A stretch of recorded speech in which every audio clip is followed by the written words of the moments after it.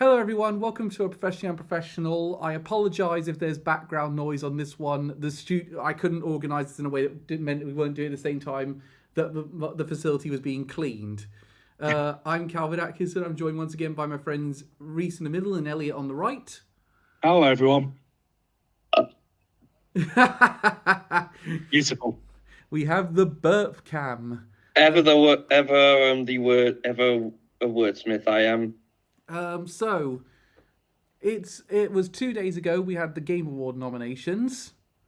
So we're gonna comment on our thoughts on what we think is gonna win, what we felt was missing in each category. Although we're not gonna give our opinion for Game of the Year because we're saving that for our own award show. Yeah. Yep. And we're also not going to do predictions for the Game Awards because every time we do it terribly, and it's really hard to predict the Game Awards given the variety of content you can get there. Although I think this year we can say we all know what the last announcement on the night's going to be. No. Yeah. Really, because you were sharing the articles about that thing. Oh, wait. Yeah, I think I know the one you mean. Yeah, I think I know the one you mean. Yeah, the company practically confirmed, yeah, that's the case. It's going to be the last announcement on the night. Oh, yeah, that one. Yeah. So we think we all know, and I feel really bad for the Game of the Year winner because no one's going to be talking about it the next morning. It's just going to be, oh my God, we saw it. But we are going to say what we'd most like to see at the Game Awards. And I have a non-gaming one I actually really want to see, but hopefully Jeff's going to confirm in the next couple of days. He wants The Rock to return and promote his energy drink again. Even better, Logan Paul and KSI go on stage to promote Prime. Oh God, Logan Paul is United States champion now. I forgot about that. I'll be honest, I kind of want to try Prime, but with Logan Paul behind it, there's a bit you think, nah. Yeah. Okay, so we're going to skip a few awards. We're not going to talk about, like, for example, we're not doing any of the esports ones because we don't know anything about them. Let's be honest, we don't fucking care. Yeah, and esports are dying anyway. Yeah. Do you guys know any of the content creators for Best Content Creator? No. Nope. Never. I never know any of them. This is a problem we've said every year about the content creators. It's just Twitch streamers. Yeah. There's a real problem here. And even then, like, there's so many other Twitch streamers they could promote. Like, Doug is a really big one. I'd love to see on this thing. Again, I know we always say Scott the Woz, but I wonder. In all fairness, his content, he's not doing as much content this year, so not as surprising. But I would also say the quality of his content has gone significantly up. Yeah. In the year, like his childhood games video was fantastic. I'd like to, but as I say, I've never heard of any of these people, so let's move into the first award, most anticipated game. The nominees are Final Fantasy VII Rebirth, Hades 2, Like a Dragon Infinite Wealth, Star Wars Outlaws, and Tekken 8. One problem with this. Where the fuck is Persona 3? Persona 3 Reloaded, I think, could have been in there. Why isn't this there? Like, no one's talking about Star Wars Outlaws. No one can shut up about Persona 3. Where the hell is that? Can I also add another one I think should have been there? Hollow Knight Silksong. Well, that should have been there for the past 6 years, Cal. It's redundant at this point. I think I'm more referring to games I confirmed for next year. I would say with these I'm not sure I would confirm Hades 2 for next year at this point. I mean, at the very least, we're going to get early access. Yeah. Yeah, I was about to say, I don't think I wouldn't want to confirm a full release for Hades 2, but early access. I mean, there's an update I would love to see on the night, but Elliot, this must be a tough vote for you because two of your most anticipated games of next year are on this list. I think currently mine is Final Fantasy, but Like a Dragon is like really close. And honestly, yeah, Persona 3 was on there. That will be my most high. That will get my vote. Reese, is there anything you felt was missing on the list? Nothing that standoutish, but just to go off what Ali said, yeah, Star Wars Outlaws. Pretty much no one in the Star Wars community is even talking about it. Yeah, it's a really... I can't look at that game and think, that looks really good. If anything, I think, this looks really underbaked. Yeah, because we've had one trailer so far, and it just looks like Red Dead Online. Yeah, did you guys watch the gameplay demonstration they did at Ubisoft event in the summer? No. It doesn't look very good, if I'm honest. Reese is right. It looks very Red Dead Online. Yeah. I would say out of these, I'm a tough choice between Final Fantasy VII Rebirth and Hades 2.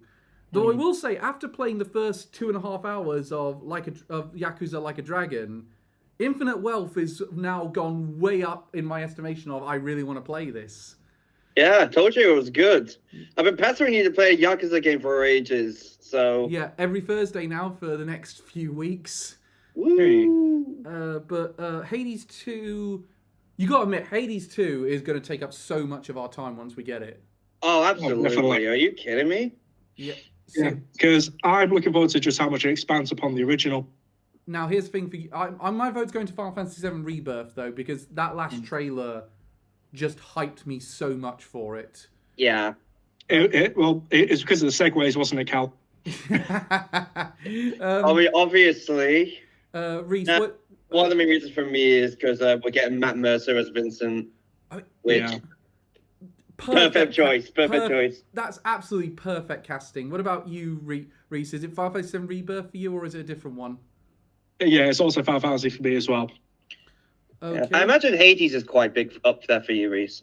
Yeah, it's just behind it, because I adore the original Hades. Oh, yeah, absolutely. Can I add another... So, the next award, which I got wrong, because I just went on to Content Creator of the Year... it's Best Adaptation. So the nominees are Castlevania Nocturne, Gran Turismo, The Last of Us, Super Mario Bros. The Movie, and Twisted Metal. Now, what about 5 Nights at Freddy's? I want to go to the Game Awards and hear the her. Do you know what's amazing? That song's not in the movie.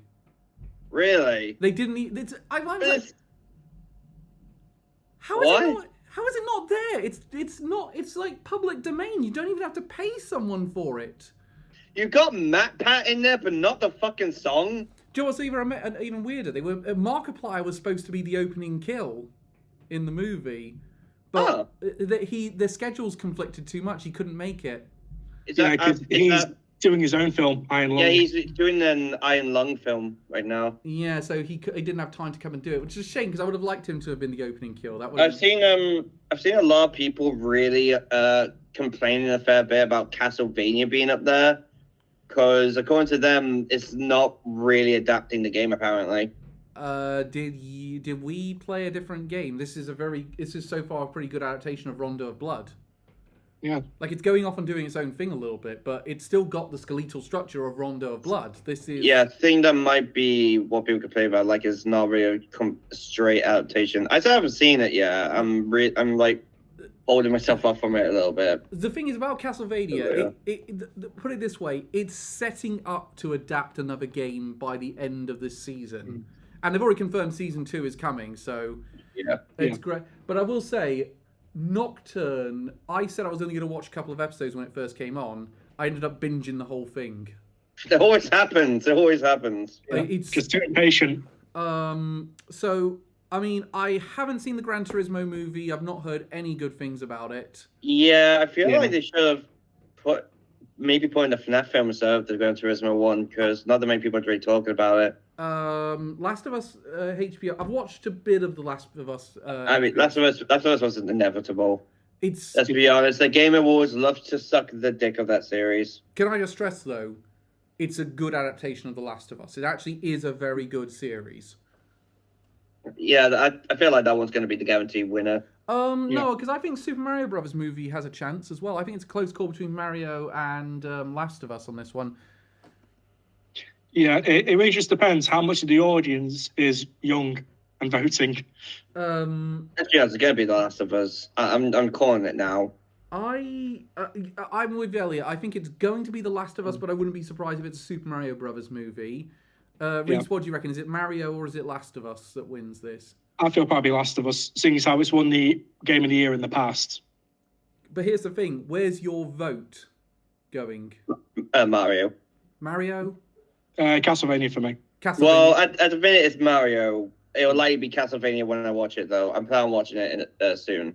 I like the Mario movie, but I loved the Castlevania Nocturne, and I was actually surprised because I was at a point with Castlevania where I was kind of going, can they hit again? Are we dragging this out too long? Like, can we hit the same notes again? And they absolutely can. They've nailed it. I mean, there's a lot of bias for me because Castlevania is currently my favorite show. So, and I noticed how none of us are talking about Twisted Metal on Paramount. I haven't seen. Yeah, I forgot. I didn't even realize that came out. Yeah, with Anthony Mackie. I've heard it's actually quite good. I've heard good things about it. Yeah. But you find it quite interesting. It definitely shows that PlayStation's in television and movie initiative is working, considering they have 3 nominees in here. They have Gran Turismo, Last of Us, and Twisted Metal. Yeah. I mean, hopefully they'll bring out. Hopefully they're going to bring out a new Twisted Metal game soon. I'd love them to do a new Twisted Metal game. Because it's been so long. Yeah, but the other thing I do know about my hope is it's also they've shifted gears and it's not going to be a live service game. Oh. You can only hope. Now the good news is Sony has said they've either readjusted or cancelled half of their live service games, so they are moving out of that market. Good. So that's a smart call on their part. Best multiplayer game nominees are Baldur's Gate 3, Diablo 4, Party Animals. That came out? Yeah, I played it on Game Pass. Street Fighter 6 and Super Mario Bros. Wonder.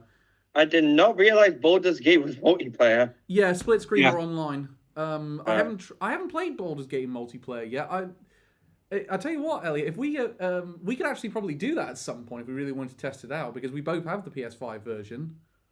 Yeah, but we're both Eldritch Knights. That's going to be quite weird. Yeah, that's actually a good point. I might need to create a new character for that. First time, but I will say this is actually quite an interesting one for me because Baldur's Gate's multiplayer got a bit of controversy. How come? Well, amongst the Xbox fan base, I should say, because fucking course. When it was announced that the Xbox version will be coming, which is probably, I reckon it's going to be one of the announcements on the night because they said it will come out by the end of 2023. So I reckon they're going to say, by the way, after the show, you can play Baldur's Gate 3 on Xbox. But they said, in order to get it over the line and come out this year, the Series S version will have to have no split-screen multiplayer. Now, here's the thing. How many of us actually do much split-screen multiplayer?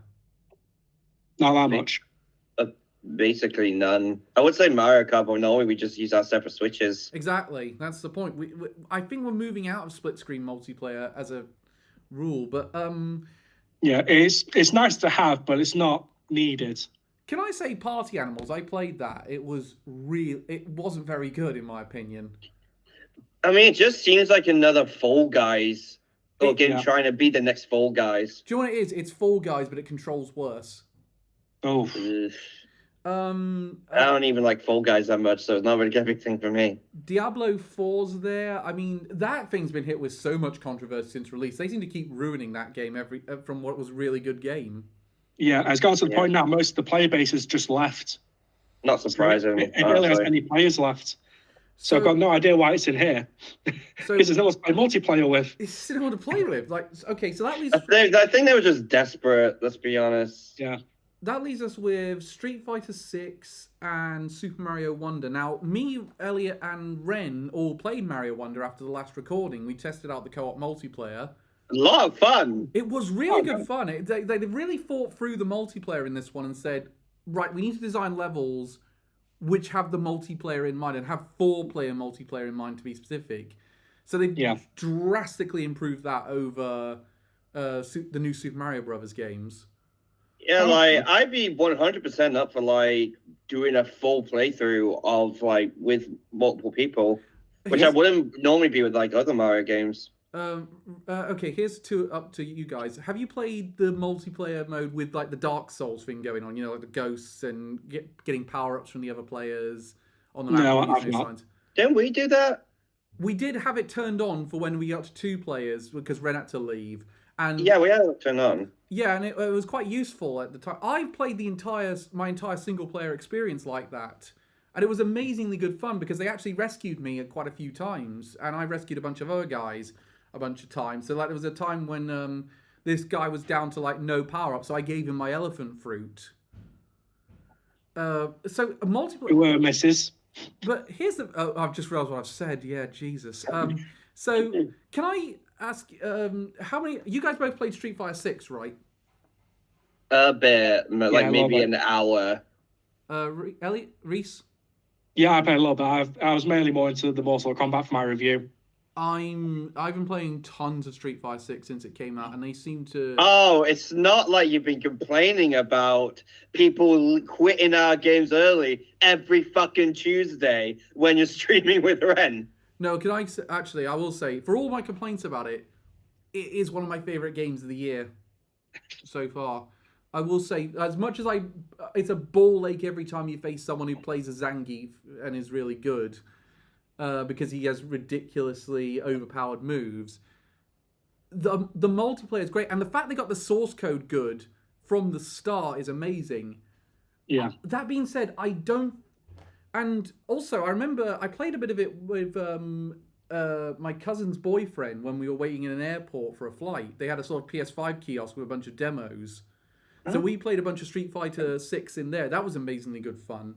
So it works great offline. It works great online, with the exception of the fact I want them to count if someone disconnects on purpose, they get a loss.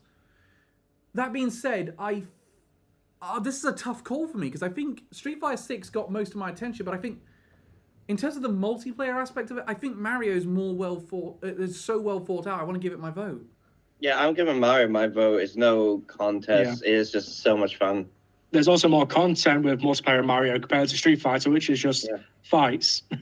Okay, which one do you think's gonna win on the night? I think it could be Mario. It's either Street Fighter or Mario, or some people might vote Baldur's Gate. I'm gonna say it's Well, Baldur's. I don't think, but I don't know how many people really did the multiplayer bit with Baldur's Gate. I think they'll vote Baldur's Gate anyway if they really like the game. So I'm gonna say it's Baldur's Gate that wins this one. I'm gonna cross my fingers and vote for and say Mario maybe. I've only played one of the games in the next category, best sports and racing game. So EA Sports FC 24, F1 23, Forza Motorsport, Hot Wheels Unleashed 2 Turbocharged, and the Crew Motorfest. The Hot Wheels one immediately did make me laugh. Yeah. Just like all these professional football games and Hot Wheels. Well, I've actually played the first Hot Wheels. I'm really into it, honestly. So I couldn't really get around the controls. I Seriously. I actually quite like Forza Motorsport. It takes a long time to do anything in that game, but because they've done that thing of making it a bit too realistic. So like you got to do like 3 practice laps, and then you've got to do like loads of laps that take you ages. And like I think there's one race I did one race, and the practice laps and the actual race took me like 20 minutes. That was just one, but the funny But the thing is, as well, I do like the car PG aspect to it. RPG. That's what they. That's what. That's clever. I like that. That's what they called it. They call it a car PG. I guess so. I like that. It's generally clever. I think Forza wins on the night. To be honest, I think Yeah, Forza's got Forza. this one. It's gonna be Forza. Let's be honest. It's like the racing series at the minute. Best sim/strategy game. Surprisingly, Advance Wars, no contest. Surprisingly, this has more Nintendo games in it than Best Family Game category. So the nominees are Advance Wars 1+2 Reboot Camp, City Skylines 2, Company of Heroes 3, Fire Emblem Engage, and Pikmin 4. Right, all these games have something. The three I've played, Advance Wars, Fire Emblem, and Pikmin, they all have little stuff I really like and stuff I really don't like in them. Yeah. So, Yeah. in the case of Fire Emblem, I really like the gameplay. But the story's shit. The story's garbage, except for the villains, and even then they don't get much development until the end. Pikmin is really great, but then it goes on way too long. And Advance Wars, everything feels too long. It's really, I like the art style and it's good to play, but it does feel like everything goes on a little too long. And isn't there like one mission that can go on for like 6 hours? Reese, you did the review of it. Yeah, I've done all the missions. They don't go on that long. They can be difficult, but they're not that long. The longest I'm pretty sure like Josh Scorcher did in one of his videos said like one of the missions went on for like can go on for an average of like 4 hours or something like that. No, the final mission for the second game took me, including restarts, 2.5 hours, just because of how difficult it is. But that's still 2.5 hours. That is a long time. Yeah. Can I? I would say my vote in this one. I'm going for Fire Emblem. I'd probably. It might sound weird because this is a game that made me realize I'm not a big fan of the series. I'm probably gonna go Pikmin 4. Reese, presumably Advance Wars. Yeah, that's awesome, mate. It's a great remake of the original 2 games. That's what is winning. I'm gonna be honest. I think City Skylines might. I don't think it will because it's got major problems and the player base is picked up. All right, just because I was going to say it doesn't run at a consistent frame rate on any machine. Just so because the player base don't like it. I'm just thinking that because I know a lot of people really like City Skylines. Do you think there's a lot of people that are overlooking the issues and it might push it over the edge? No, most have gone back to the original game. Okay, because there's more content and it runs a lot better. In that case, maybe Pikmin 4. I think Pikmin 4 win. I think Pikmin 4 wins on the night. Yeah. Next one, best family. Is that speaking of best family? Best family game. We got Disney Illusion Island. Suppose that was technically published by Nintendo. Yeah. No, it's not. Dula Studios and Disney published it. Party Animals. That's up there. Pikmin 4. Sonic Superstars and Super Mario Bros. Wonder. Why? Okay, this has got to be the worst this category's ever been because there's only 2 games that deserve to be here. Yeah. I'm sorry, Disney Illusion Island. I know it's like Little Jimmy's first Metroidvania, but it's boring as hell. I mean, in my opinion, take that out, replace it with Kirby. Yeah. Yes, absolutely. Kirby. Where's the Kirby game? Party Animals controls terrible. Sonic Superstars. I mean, it's a decent 2D Sonic, but it's got major issues. So that leaves Pikmin 4 and Super Mario Bros. Wonder, and I've already said I had a bit of an issue with the length of Pikmin 4. So Super Mario Bros. Wonder is obviously my vote. No contest. Mario Wonder's winning it. And it's going to win on the night, let's be honest. Yeah. Yeah. So, best fighting game. The nominees are God of Rock. I didn't know this existed, actually. I might want to try this one out. Same. Mortal Kombat 1. Nickelodeon All-Star Brawl 2. Pocket Bravery. I don't even know what that one's about, but I like the look of it. It looks like a mobile game. Yeah. And it's called Pocket Bravery. It likely is a mobile game. And Street Fighter 6. So let's be honest, Street Fighter's winning. Yeah. Street Fighter's winning the night. Yeah, I think Street Fighter 6 takes this one. I think its only real competition is Mortal Kombat 1, and with the state the Switch version launched in, I don't think it's winning. I'd say maybe its competition is maybe the Nickelodeon one. A lot of people are really liking it. Really liking it. Well, the I'm character... going to go out for a minute. You guys go ahead. Okay. Yeah.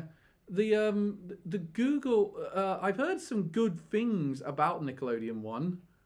I mean, a lot of people like the first one. This is just the first one, but better. I've never played God of Rock. I want to try that one out. I don't know about that one. It's a pity Reese had to go off because Mortal Kombat 1. One was the one he reviewed. I played the entire campaign and did a bunch of the multiplayer content. I've just gone back in to try out Omni-Man from Invincible. I thought a lot of people really were not fans of the campaign in Mortal Kombat. I didn't mind the campaign. I think my problem with the campaign is, the cameo fighter system they've just added into it. Yeah. They don't really take advantage of that. Like, none of the cameos that appear in the single player or multiplayer experience are in the campaign. I'm mostly going off of Yossi Kurosh's review, RIP Zero Punctuation. But yes, especially heard that Megan Fox is terrible. Oh, she is fucking abysmal. Why does she still have a career? She hasn't been good in any film since out of the first Transformers. I remember she was in that Succubus film I quite liked, but that's about last I can remember really liking her in a performance. But what's even weirder is there's some good performances. Like J.K. Simmons is great playing Omni-Man. But the weird thing is, I don't think the cameo system adds much to it. My main was Reptile. I think the other problem is, that conversation they'd have before the fight? Yeah. It used to be like, he does a bit, they do a comeback, then they do a comeback to the comeback. This one is just, they do a bit, comeback, then we fight. And it's before the fight. Yeah, but what I've heard, in the campaign, they don't really have an excuse to fight. They have a conversation, then just beat the shit out of each other. Yeah, no, it's not very interesting, and the storyline's not great. I will say I have an issue with Street Fighter 6's campaign because I don't think it lives up completely to the hype, and it does have an issue with the fact it doesn't really advance the story of Street Fighter post time skip. Yeah, I'm just not into Street Fighter. I've said that before. I gave this game a try. I think it's a solid and fun game, just not for me, but it's still getting my vote. Did you play the game with classic or modern controls? Modern. Did you? I would not be good with classic at all. Did you like the modern controls? Because I really like the modern controls. I felt they made up. Yeah, they're good. They're good. I think they're is not nearly as complicated. So yeah. Mortal Kombat 1, I will say, the one thing I'll say to his face, it's a very pretty looking game. Yeah. What, Mortal Kombat 1? Yeah. Well, it depends on what you play it on. Yeah, as long as you're not playing it on Switch. If you play it on PC or PlayStation 5... Yeah, Switch looks like a fucking PS2 game. And that's an insult to the PS2. I will say the Switch version, they have patched it now and it's slightly improved, but I don't know why they didn't delay the Switch version by a couple of weeks to get that done. Because first impressions are everything. Yeah. Yeah, let's be honest, though. Street Fighter's winning tonight. Street Fighter's winning tonight. I cannot see reality where that does not win. The only one I could see it potentially changing is if Mortal Kombat 1 took it, and even then, I think it's got enough bad press that I don't think Mortal Kombat 1's taking it. So anyway, RPG, best RPG. Best RPG. We got Baldur's Gate 3, Final Fantasy 16. Lies of P, Sea of Stars, and Starfield. And this is Starfield's only nomination. Now, you said you weren't very happy with this one, didn't you? Yes, mainly the fact Octopath Traveler 2 isn't in the list. Yeah, that one's quite surprising, really. Why is Octopath 2 not here? Yeah, I'm surprised too. I'm just as surprised as you are. Now, I will say, Sea of Stars might have got a bit more buzz, but I think in almost every regard of how you judge an RPG, Octopath Traveler 2 did a better job. I had complaints at the time, and I stand by those complaints, that it's a bit too grind-heavy, and the boss fight, especially in the later game, and the boss fights are way too long, but... Not to mention it's 80 hours long, so it's really long. Hey, Reese, we're doing a best RPG at the minute. I'm only complaining that Octopath Traveler 2 is not in there. But I complain about that, but I'll take it over Sea of Stars any day. Yeah. So Sea of Stars feels like the outlier here for me, because it on the storyline is garbage in Sea of Stars. I know people are going to disagree with us completely on that one, but I hated the storyline. No, I was the one who warned you before. It is garbage. Like, it gets to a plot twist later in, and I was like, oh yeah, this is a prequel to The Messenger. No wonder this is this story's gone terrible all of a Yeah, sudden. there were so many I said before, it feels like a story I would write when I was 13. But again, they were going on about the fact this is in the same universe as The Messenger, and I was like, how is this in the same universe as The Messenger? And then I get to the plot, and it's like, oh, that's how it's linked to The Messenger. Right, that's really dumb. Yeah, you said that was your thought. I just said they did not build up to this in any way. Again, I think it didn't help you hadn't played The Messenger. No, I hadn't. Let's talk of the other. I'm trying to think of any other RPGs that came out this year. Well, I could say Star Ocean's Second Story R could deserve to be here, but it's not been out that long, so obviously it didn't have time to get any votes. Yeah, I think, I don't know, maybe like they're a bit hesitant with RPGs unless they're like really big and really good. But I would say Star Ocean Second Story R is really good. Like It looks amazing. It plays amazing as well. That's the thing about it. It's also not too long. It's like 27 hours if you just want to do the main story. But for the love of God, do some of the side stuff, because if you do, you're going to be ridiculously overpowered when you get to the late game. I will say though. I say now, I am very happy Liza P is up in here. Yeah, same. Liza P is such a good game. I'm so happy it got a lot of love. Especially now, guys, DLC announced. Yeah. And for a South Korean studio, only had one. Apparently, we're getting a sequel as well in the future. This is for a small studio in South Korea that has had only one game prior to this. They've achieved something amazing here. Yeah. So yeah, hats off to them. I'm looking forward to what they'll do. Baldur's Gate 3. Inevitable. It was inevitable, but it's an alright game. Yeah. Final Fantasy 16's here. Very happy 16's here. Yeah, I was very happy Final Fantasy's here. Can I say I'm actually quite happy Starfield's here, because I think Starfield as an RPG works out quite well. I also like the fact New Game Plus is one of the best. It's one of the few games that has one of the best New Game Pluses ever. Like, it actually says it's a New Game Plus that actually takes completely into account the story that took place before and then does something amazing with it.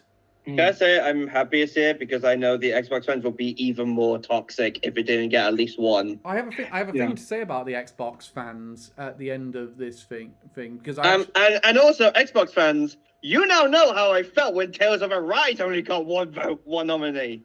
Yeah, okay, so at the very least that one won. So where's our votes going for this one? Because I know where my vote's going. No contest, Final Fantasy 16. Same.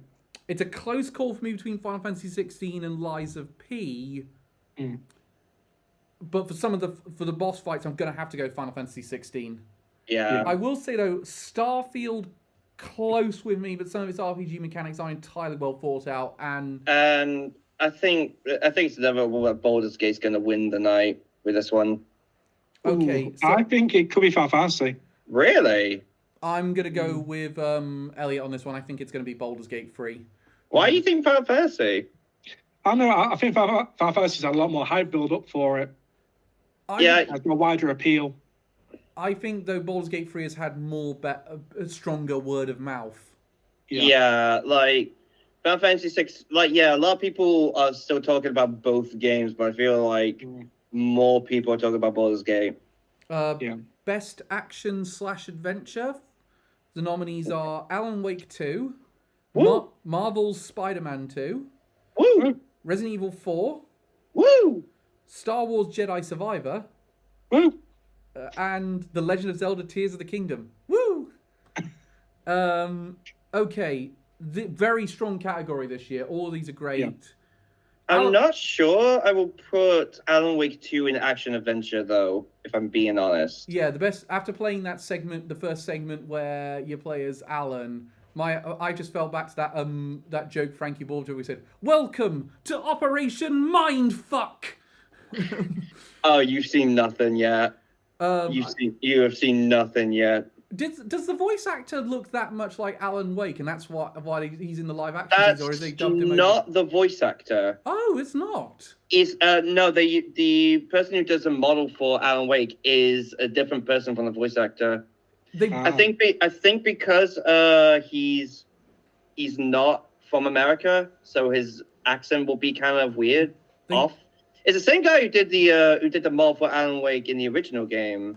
It's kind of like how, as a comparison, I guess, how Sam Lake is the face of Max Payne, but not the voice. Okay, well, I will say the model and the voice match up very well. Yeah. These are all really good. I know Jedi Survivor had issues, but it seems like it's fixed many of those issues. Yeah, the majority.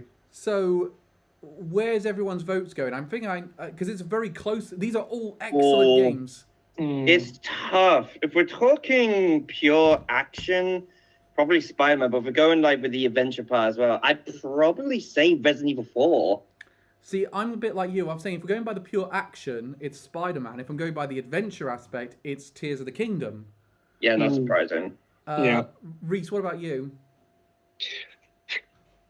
I'll probably go with Spider-Man 2, but because with Jedi Survivor, the problem was just so much of the side content was pretty much meaningless and just grindy. Okay. That's fair, yeah. It just really dragged down the experience. If you play it just for the main plot, it's great, it's fantastic. Yeah. But it had a lot of performance problems. As much as I love Alan Wake 2, yeah, I'm a bit iffy with it being an action adventure. I'm happy it's here, but I just think probably have something else in there instead. Put it this way, my vote at the minute goes to I think my vote's going to go to Tears of the Kingdom. I just think the adventure aspect plays such a huge role in this one, and they nail that aspect in Tears of the Kingdom. I'm gonna go with Resident Evil, I think. Resident Evil for you, and Reese. Spider-Man for me. Spider-Man. So, which one do we predict wins on the night? That's a tough one. I think just because of word of mouth recently, maybe Alan Wake. I would got a weird feeling it's going to be Tears of the Kingdom. I still think it's going to be Tears of the Kingdom. This will be the one it wins. Yeah, if it doesn't win Game of the Year, I think this will be the one that wins. Yeah, probably, actually, now I think about it, yeah. Okay, so next award is Best Action Game. I don't know how they make the differentiation with that, but luckily no crossover in the nominees. Yeah. We got Armored Core 6, Fires of Rubicon, Dead Island 2, Ghost Runner 2, I think any of us have played. Yep. Nah, I don't think I've played. Hi-Fi Rush, come on, and Remnant 2. I've heard good things about Remnant 2. I didn't play that because I haven't played the first one. Have you played Hi-Fi? It's on PS Plus, so I do have it. Just haven't got around to it yet. Do you know I might download that when we're done with this one, actually? Because I downloaded another game to my PlayStation before we did this podcast, and it's actually affected my decision. Oh, but I will, I'll let you know when we get to it. But I will say, I'm so happy Hi-Fi Rush is here for this one. Oh. How many, Elliot, I know you played a bit of Hi-Fi Rush. Reese, did you play Hi-Fi Rush? No, I've not. I stand by my thought. I feel like it's a good idea, but I feel like it tries to do what Metal Hellsinger does, but Metal Hellsinger just does it better. I think the kind of game that's going for works better with Metal Hellsinger than just Hi-Fi Rush. Would you agree, though, Hi-Fi Rush is more accessible than Metal Hellsinger? It's kind of tough because they're both very different games. They are very different games. One's a beat 'em up hack and slash, the other's a first-person shooter. I had a lot. Okay, well, let's go to Armored Core because I know Reese likes that one. But I had. Happy Armored Core got at least one nomination. Yeah. The one nomination for FromSoft this year. Let's hope Miyazaki gets up there and it doesn't have another issue again. Yeah, with the Bill Clinton kid. Oh God. They have really got to. Apparently, Jeff Keighley's confirmed they are upping security for this year's ceremony. That's not surprised me, especially after what happened at Gamescom. Yeah, another one showed up at Gamescom. Yeah, the difference is with the first one, that one worked because he snuck up with the guys from Software just staying in the background so no one knows him. It was at the very end, after the speech was done, that he came up. Meanwhile, with the other guy, it was just like, yeah, I'm just gonna go up, interrupt Jeff Keighley, and be a dick. I was like, who the fuck's this guy? Yeah. But just kick him off the stage. Let's I mean, my vote's Hi-Fi Rush. I don't know. Reese's vote is obviously Armored Core. Armored Core, yeah. Where's your? Mine's Dead Island 2.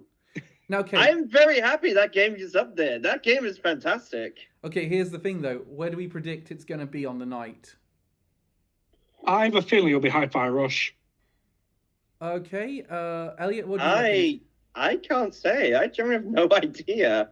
This is Sadly, I'm pretty sure it's not gonna go to Armor Core, just Yeah. because of like the high skill requirements to really get into that game. Yeah, a lot of people got filtered by the tutorial boss. me. Yeah, Yeah, I beat the tutorial boss on like I think my 4th go.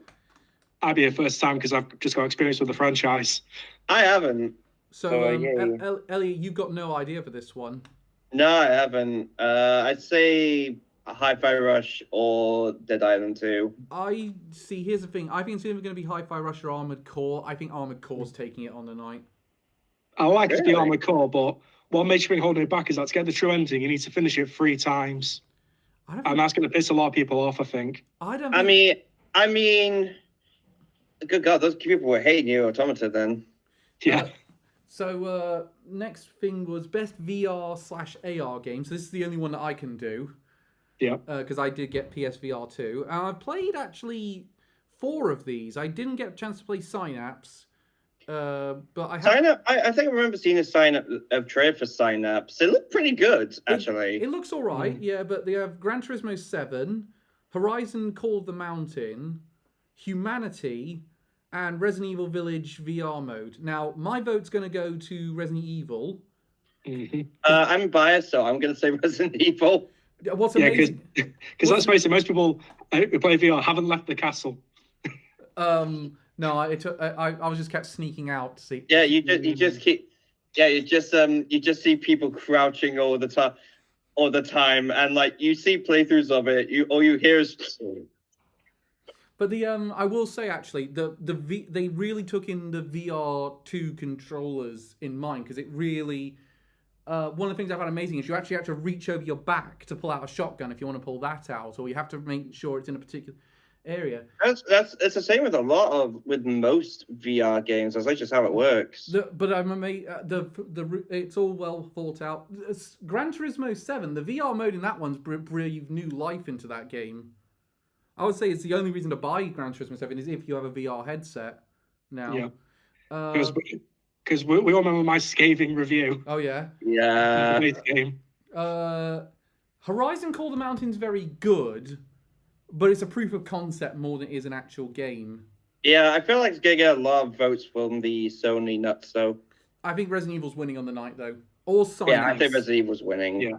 Synapse could take it though. Humanity's I alright. haven't heard that much talk on Synapse, and Resident Evil is more well known, so I'm just gonna think it's gonna be that. None of us played any of the. I don't think any of us played any of the mobile game of the year nominations. No. No, especially the Most Hunter one. It's basically just Pokemon Go again.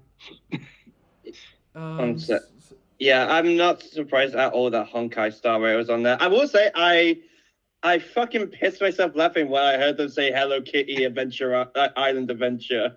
Yeah. So best debut indie game. We have Cocoon. Now, I will say I have played all 5 of these. Cocoon, Dredge, Pizza Tower, Venba, and Viewfinder. Pizza Tower's winning. I don't think it is, to be honest. I think it is. It blew up.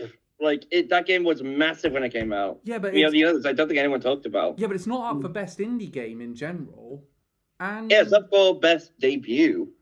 Yeah, that's what I'm saying. It's up for best debut, but it's not been up for the next category. I'd actually say out of the 5 of these, and I played all 5 of them, I think Pizza Tower's the weakest of the bunch. Oh, really? It doesn't feel as well thought out. The graphics do my head in completely. I know indie games are all about minimalism, but that's too much. No, I feel like the art style is intentional though. Yeah. Like it's sort of meant to replicate those like point and click adventure games like you got with Putt Putt and whatnot. Yeah. Cocoon is a game that was recommended by Nate the Hate that's on Game Pass. I tried it out. They've done the impossible. They've made a puzzle game I really like. Oh, good God. And you know what that means, everyone? It means it's super easy and holds your hand the entire way through. I wouldn't say super easy, but what I like about it is the environment is constantly telling you is giving you solutions. So you're not going to be there for more than 5 minutes. Hey, dumbass, go left. It is a bit of that sort of thing. Or, hey, dumbass, you clearly understand that you need to move this thing because the path isn't quite lighting up properly. But what I like about it is it's like it uses multi-dimensions and travel as a way of doing puzzles. So like you're going to put the thing in the puzzle, then you're going to travel into the other dimension, do the puzzle there, come out, take the dimension, put in another one. Something like that. So it's very cleverly thought out.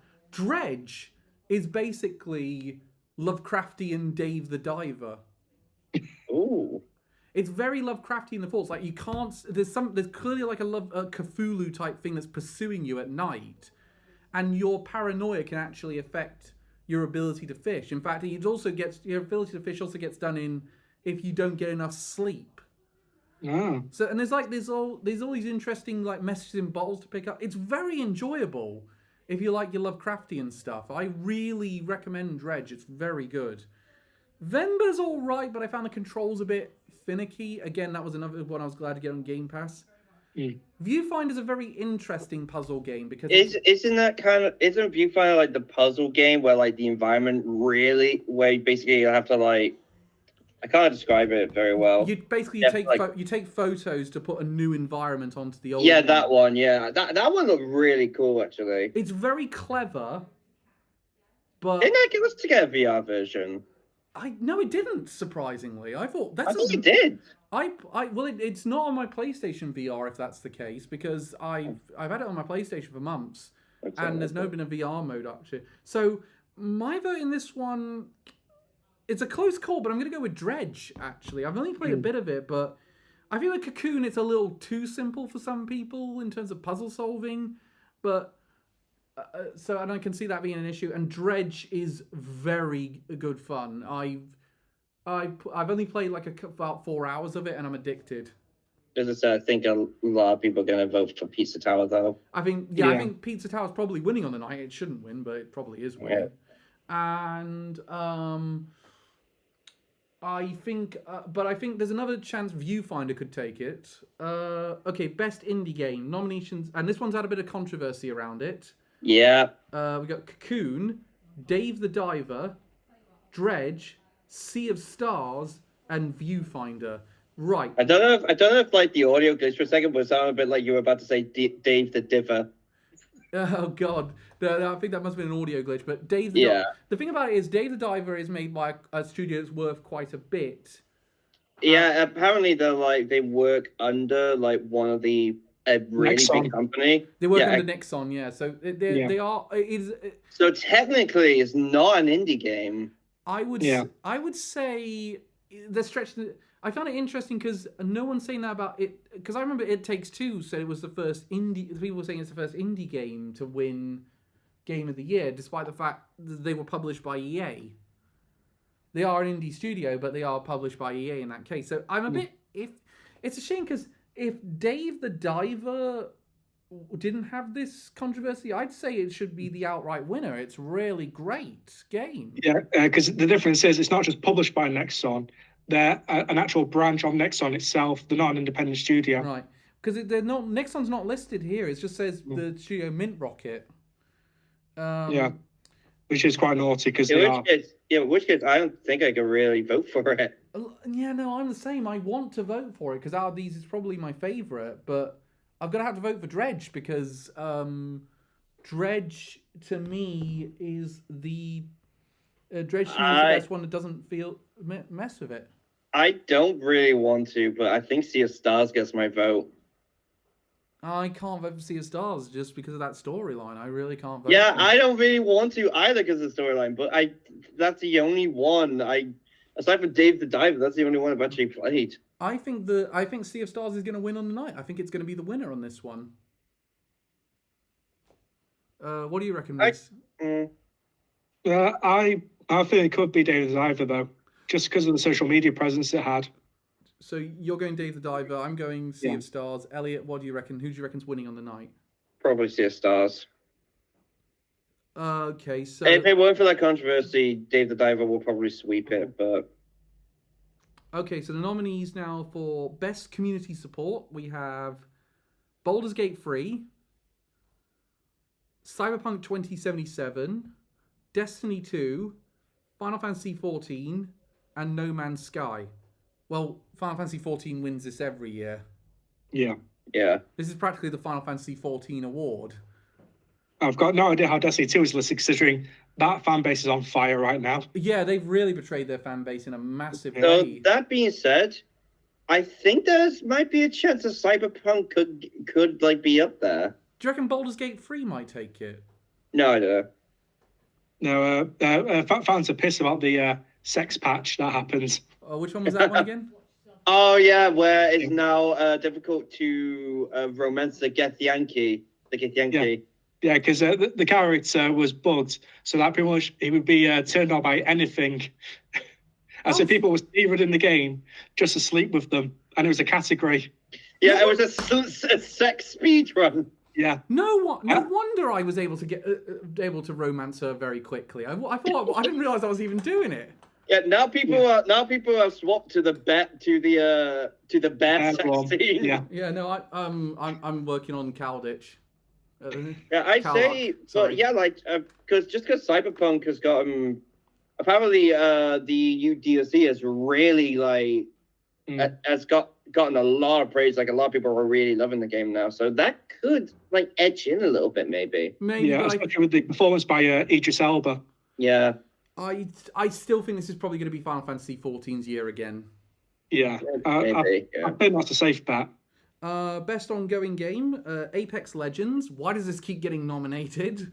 No one fucking talks about it. Cyberpunk 2077, Final Fantasy 14, Fortnite, and Genshin Impact.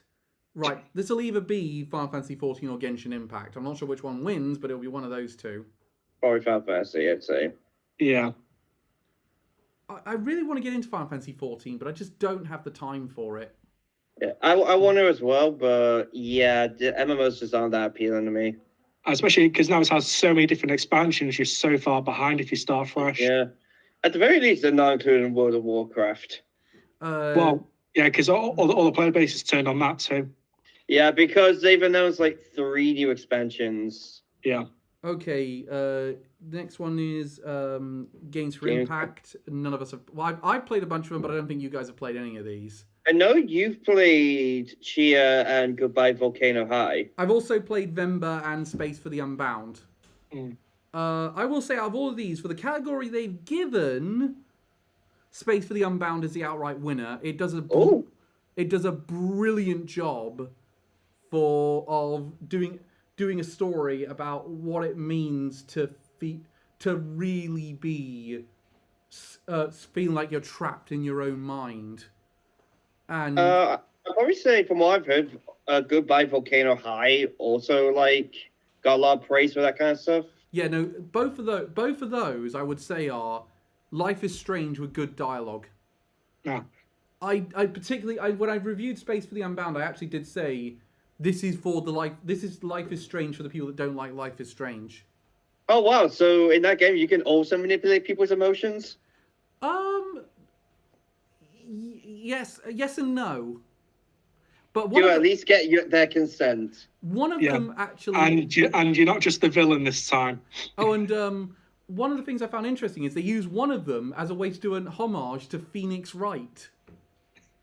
Huh. Yeah, there's all these courtroom scenes, and you sort of have to do the courtroom in someone's mind to make them realise that they've not done wrong. Wasn't Chia pretty mixed as well? Chia was pretty mixed, but I thought it was all right. But it was a case of it's indie Wind Waker and Breath of the Wild, but with a PlayStation backing. But it's enjoyable. Although doing the ukulele is not that great because you can't. It's really difficult to try and nail the notes right to sort of. Someone's bound to have done it online, like Take On Me on the ukulele, but I don't. Or through the fire and the flames. Okay, so next one, innovation. Prediction-wise, I actually think Chia wins. I think, knowing the way the votes go, will probably be Chia or Goodbye Volcano High. I reckon on the night. Maybe Goodbye Volcano High. Yeah, it depends how large percentage of furries are voting. Next up, innovation and accessibility. So this is towards giving more people to play the game.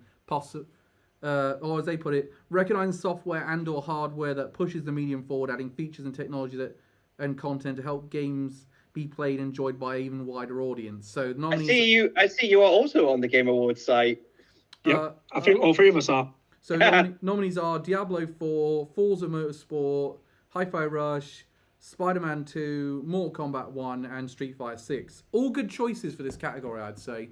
The only one I know does anything is Street Fighter 6. That's just because of the motion controls. Hi-Fi Rush has a lot of options to make sure people can keep the rhythm, and it has also auto rhythm mechanic to it. Spider-Man 2 has all those visual accessibility features. Yeah. Forza obviously has a similar deal. Doesn't Spider-Man also, like, I could be wrong, doesn't it also have like hand signs? Yes, but they have the subtitle because one of Miles's friend who / love interest is communicates through sign language. Yeah. By the way, the mission where we play as her briefly, that was amazing. Genuinely, yeah, I'm so surprised how good it was. It was funny though. I managed to glitch out of bounds and explore New York as a. You were trying that. To go about spoilers, you know, the bit in the construction site. Yeah. Yeah. You can click through all the fences that easily. Oh no. Joke's on you. In Alan Wake 2, I ended up falling through the world. So just sinking deeper into the dark place. Like, yep, Alan's lost. That's it now. I think I'm going to go for me personally on terms of accessibility. I'm giving my vote to Street Fighter 6 in this one because the modern controls have made a fighting game I can proper do the combos and I can proper play online. That accessibility means the world to me. So my vote's going to Street Fighter 6 on this one. I might give it a Spider-Man. You're going to give it Spider-Man, Reese? I think Spider-Man does the wider range of accessibility options. I don't know why Mortal 1 Combat's here, because that barely did anything. I don't know why that's. I'm certain someone on the panel can explain to me, but shall we? What do we? I reckon Spider-Man's going to win on the night. Yeah. Yeah, I'd probably say so. I did say. I feel like Street Fighter. There's a possibility Street Fighter might edge it out. I also think Hi-Fi Rush might get a few votes in this one. I think the Xbox fanboys are definitely going to vote Hi-Fi Rush in almost every category it's in. I mean, yeah. Best performance. Now, this is the one that I think is going to stop Baldur's Gate having any chance of getting the record. So the nominees for best performance are Ben Starr for Final Fantasy 16, Cameron Morrigan for Star Wars Jedi Survivor, Idris Elba for Cyberpunk 2077 The Phantom Liberty, Marlene Liebert for Alan Wake 2, Neil Newborn, Baldur's Gate 3, he's the vampire. Yeah, at Stereon, right? Yeah. And Yuri Lowenthal for Spider-Man 2. Woo! Oh, God, this is so hard of a category. There's loads of great performances in here. It isn't Ben Starr. Ben Starr. Well, Ben Starr's winning on the night. I think we're all agreed. Yeah, Ben Starr's winning for me. Fucking hell, his performance as Clive was amazing. Yeah, Ben Starr has the best social media presence. Yes. Yeah, absolutely. So, your vote's Ben Starr, Elliot. Reese? Absolutely. I think from the in-game perspective, I'm going to go Cameron Monaghan from Star Wars. I had a feeling you were picking Monaghan. Because he has such an amazing range in the game. I'm going to say, just for how well he does the job of playing multiple versions of the same character, I'm going to go for Yuri Lowenthal for Spider-Man 2. I think the fact he's able to play Venom Peter Parker as well as he can play down-to-earth Peter Parker is great. But can I just say, I'm also very happy that Melanie Liebert is in there. Like, she does an amazing job as Saga Anderson. Yeah, she sold me on the character so fast. Yeah. So I would have also liked to have seen. I feel like it would have been funny if. So actually, there's one person I'm disappointed isn't up here. Give me a sec. Let me get up the name. Darren D. Paul for playing J. Jonah Jameson. Yeah, he's excellent as Jameson. He's really. Yeah, he was great. He was really, really good. I would also say a couple of the voice actors in Hi-Fi Rush, I think, could have been up for that one as well. I think there were some great performances in Hi-Fi Rush. Yeah. But again, Idris Elba getting nominated gets more press than any of them getting nominated. But at the same time, we'll say... I mean, he doesn't deserve to be nominated. Idris Elba's great. He's my favourite actor here from his other non-video game works. Yeah, I love Idris Elba. Don't get me wrong on that one. Fantastic. He's fantastic as Knuckles in the Sonic movie. I liked him. I also really liked him as Shere Khan in that Jungle Book live-action film. But I will say he's also in, I believe, The Boy and the Heron. Yeah, he is in The Boy and the Heron. I'm trying to get my pre-order my tickets for Boxing Day for that one. Yeah, going off topic, how the fuck is Robert Pattinson doing that voice? I don't know. Studio Ghibli has some amazing translation work. Shall we move on to... I think we're all agreed, though. Ben Starr's winning on the night. Ben Starr's winning. He has to. If he doesn't, I'm going to fucking flip out or something out there. Ben, I'm begging you here. If you ever... Ben Starr, if you listen to this, and you're definitely not, I'm begging you, please keep your speech not as long as Christopher Judd's was. I want to go to bed before 5 o'clock in the morning. Imagine if he does like a live action Twitter video, one of his live action Twitter videos where he's just playing Clive. That would be hilarious. Yeah. Oh god, I love the one where him and the actor who played Sid swapped roles. Oh yeah. Yeah. That was amazing. While we're on the subject, Sid's voice actor isn't up for this either, and he could have been a good nomination. He was amazing. Yeah. Honestly, anyone from Final Fantasy could have been up for the vote, and I would have voted. Jill. That entire cast is amazing. Yeah, Jill's great. Both the actually, I'm not going to say that one because that's a spoiler. Whoops. Jill's actor, Joshua's actor. Hell, get the dog who played Torgal up there. Definitely. Torgal, best boy. Best audio design. We got Alan Wake 2, Dead Space, Hi-Fi Rush, Marvel Spider-Man 2, and Resident Evil 4. Sorry, Hi-Fi Rush has to win this. I don't know. It's tough. But for me, it's either Alan Wake or Resident Evil. Resident Evil has amazing set audio design. Yeah, Resident Evil does have amazing audio design. Well, for me, I'm actually going to shake it up. I'm going to go Dead Space. You're going Dead Space? Yeah, playing the game with that 3D audio headset, and it's actually amazing. I've got to try that out, actually. Yeah, like there's it's just so much that does well that the audio does in Alan Wake 2 to make it like really creepy. Yeah, every time the shadows come up, every time you just hear them whisper "Wake," it's just Alan Wake 2. It's just so creepy. Yeah, Alan Wake 2 is winning, I believe, on the night. I believe Alan Wake 2 is going to take the award, but but Resident Evil 4 is both. Alan Wake and Resident Evil 4 are just really good. It's so tough for me inside. I've got to go with a Hi-Fi Rush because the audio design in that is so perfect. Like the fact it can actually time your guitar, the sound effects of your guitar hitting in time with whatever song you're playing is just astounding. But still excellent choices all round. Whatever wins that one's going to have earned it. Yeah. Best score in music. Alan Wake 2. Composer Petri Alicano. Baldur's Gate 3, which is composed by Borislav Slavov. I've definitely mispronounced that. Final Fantasy 16, that was composed by Mayoshi Soken. Hi-Fi Rush, that was composed by Shuichi Kobori. And The Legend of Zelda Tears of the Kingdom, which was composed by Nintendo Sound Team. And we can't have a fucking credit there, apparently. I can't disagree with Tears of the Kingdom being up here. Sorry? If I'm being honest. I can't disagree with Tears of the Kingdom being up here, if I'm being honest. Yeah, I will admit, some of the songs in that are great. Like, their version of the Hyrule theme is amazing. But, yeah, I don't play that thinking the music was one of the things I took away from it. Yeah. If that was me, I'd take it out and put Armored Core 6 in. Because the full soundtrack's on Spotify now, and it's just amazing. 6 is very good. Is it cheating if we took out Tears of the Kingdom and put in Theatre Rhythm Final Bar Line? Because I know I say so, yeah. I um, say so. that's a shame. Can I also suggest another one that I think the music was really good in, but it's not up here? What was it?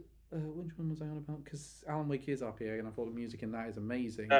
If you want my opinion, take out Tears of the Kingdom, put in Master Detective Archive Raincoat. Yes, brilliant soundtrack. That game has an amazing soundtrack. Dude. And while Are we're you on the kidding subject, me? Well, the subject, that game's not up for anything. That really I know. annoyed me. I'm so disappointed. That game is fantastic. It deserves more attention. My vote is Hi-Fi Rush. But I will say, close second, Final Fantasy 16. Yeah.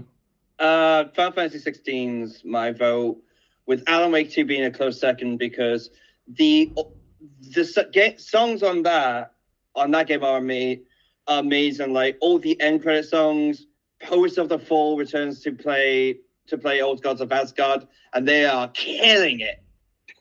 Okay, Reese, what is your vote going? Final Fantasy for me.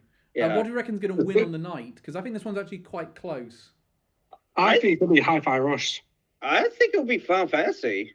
I really hope so, and I think it will. This will be the one Hi-Fi Rush definitely wins. Next up, Best Art Direction. We got Alan Wake 2, Hi-Fi Rush, Lies of P, Super Mario Bros. Wonder, and The Legend of Zelda: Tears of the Kingdom. Very strong category this year in this department. Yeah. You gotta admit, I'm glad there's only one photorealistic game in the mix here. Yeah, I'm surprised Resident Evil's not in there. I think, I agree with that one. Because Resident Evil always has amazing graphics. Yeah. Can I say? I will say, I'm glad Lies of P made it here because that game looks amazing. Yeah, like the art design in that game is fantastic. This is a tough one, but I'm gonna go Hi-Fi Rush. I'm giving it to Alan Wake. That with a close second being Super Mario Wonder, because Alan Wake 2 is generally one of the best looking games I've ever played. Reese? I think I'm going to go Zelda. Oh. I think though on the night Alan Wake 2 is gonna win it. Yeah, I think so. Next up, Best Narrative. Nominees are Alan Wake 2, Baldur's Gate 3, Cyberpunk 2077 Phantom Liberty. I've got a problem with that. I'll get to in a minute. Final Fantasy 16 and Marvel's Spider-Man 2. Right. My problem is I don't believe that Cyberpunk should get a second bite of the apple when they cocked up the first time. I can think of a ton of narratives that could have been in there. I think Hi-Fi Rush could have been in there for its really good. Has a really great story. I'm not going to say Tears of the Kingdom because it wasn't for everyone. I liked it, but I know a lot of people. I was pretty negative with the story for Tears of the Kingdom, if I'm being honest. Octopath Traveler 2. That game has an amazing story.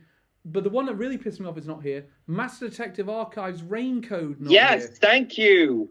Thank you. That game so deserves to be up here, man. Particularly for just the relationship between Numa and Shimigami, it should have been up for that. Shall we say then, out of the ones that they've given us though, where is Fire Emblem Engage? Definitely not. I want to be constantly told that I'm the chosen hero and yada yada yada. Can I also add? I'm glad Sea of Stars didn't make the list. Yeah, thank God. I would have been fucking pissed if that would have pissed me off to no end if that showed up. I haven't played enough Alan Wake 2 to make a judgment on it, so I might say so put it this way, when we come to do our own best story award, I might give it to Alan Wake 2 if it nails what it's been doing so far. But it leaves me with because I'm not picking Baldur's Gate 3. That leaves me with Final Fantasy 16 or Spider-Man 2. My vote's Spider-Man 2. My vote's Final Fantasy. My vote's Spider-Man 2. What do we think is going to win on the night? I think it's either Alan Wake or Baldur's Gate 3 is winning on the night. Probably Alan Wake. I think Alan Wake's going to win this one. I think Baldur's Gate, because I know, I don't want to spoil anything, but I've heard a lot of people say that the ending for Alan Wake 2 is a bit mixed. I really like the ending, but I can kind of see why. Okay, so final one that we're actually going to vote on, best game direction. So this is all about innovation in game design. Alan Wake 2, Baldur's Gate 3, Spider-Man 2, Mario Bros. Wonder, and Tears of the Kingdom. No contest for me, Alan Wake 2. Alan Wake 2 for you? Reese? The choices that game does is so good. Like Remedy, it always does a good job of game direction, mostly with like including the FMVs in their games.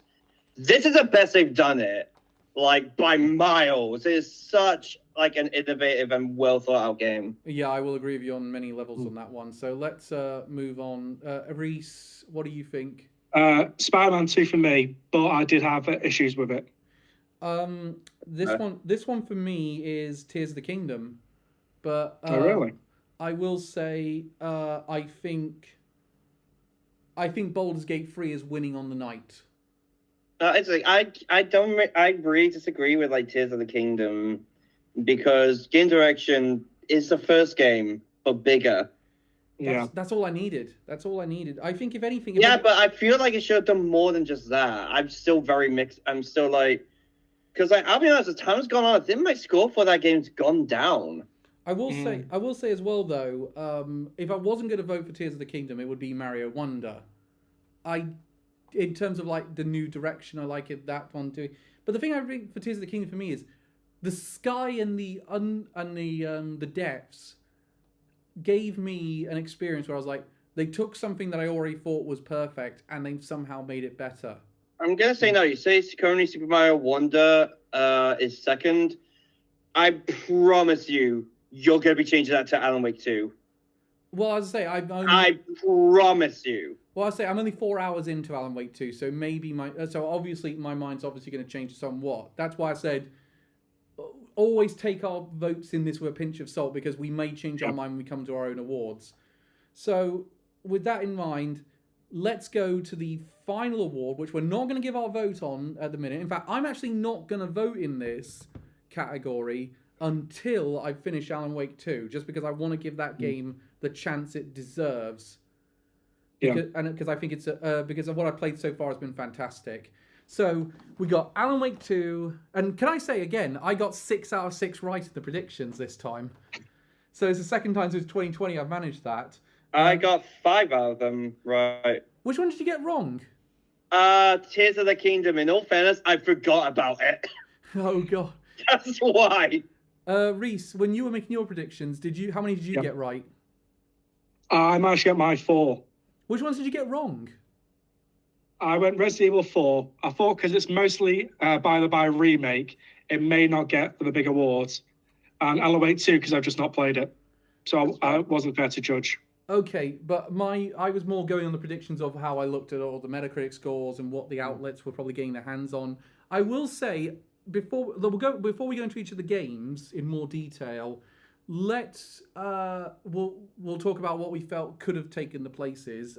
Alan Wake 2. The nominees were Alan Wake 2, Baldur's Gate 3, Spider-Man 2, Resident Evil 4, Super Mario Bros. Wonder, and Legend of Zelda: Tears of the Kingdom. So, can I be honest? I kind of wish, on a personal level, I wish Hi-Fi Rush got nominated. Well, obviously, you've been going on about that game since it was released. But this is like that's the Xenoblade 3 of this year for you. On a realistic level, I'm looking at all the options. I'm thinking maybe you could have taken out one of these games and put in Starfield or Final Fantasy 16. And I particularly say... Yeah, that's the one I was thinking would be in Final Fantasy 16. And can I also add to the other mix? I think Starfield probably should have been here.